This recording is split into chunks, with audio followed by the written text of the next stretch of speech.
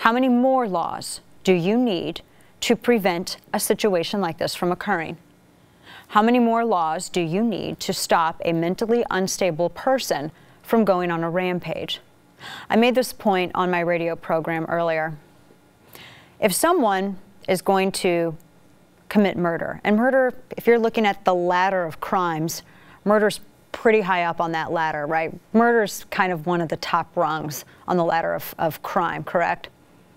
Do you think that someone who wakes up one day and decides that they're going to murder one or even a lot of individuals in a mass shooting situation, or as we see in UCLA in a murder-suicide situation, do you think that that individual is going to be in any way deterred by the lesser offense, the lesser charge of a carrying crime, of a gun law, of carrying on a gun-free zone, a lesser charge of possessing a firearm in an area where it says you cannot possess a firearm? A law which many times isn't even prosecuted. It's not even hardly actionable anymore if you were to at least to look at the number of gun crimes, or rather the lack thereof, which have been prosecuted, or even attempts to prosecute them during this administration. No.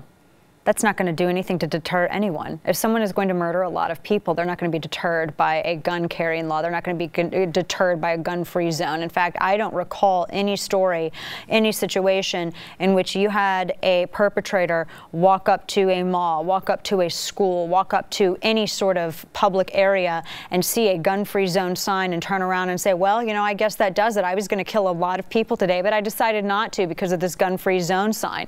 I really don't want to suffer the consequences that misdemeanor is going to cause me. No, that's never happened. All it does is create target-rich environments. And maybe some of these individuals haven't ever been in the position that I have been. Maybe they've never had the luxury of knowing what it's like to fear for your life when a prohibited possessor is illegally carrying a firearm and intends to use it on either yourself or people that you love. But I'm going to tell you what, I guarantee you that you change your mind as to whether or not you feel you should be equally or greater armed than the person who intends to do you harm.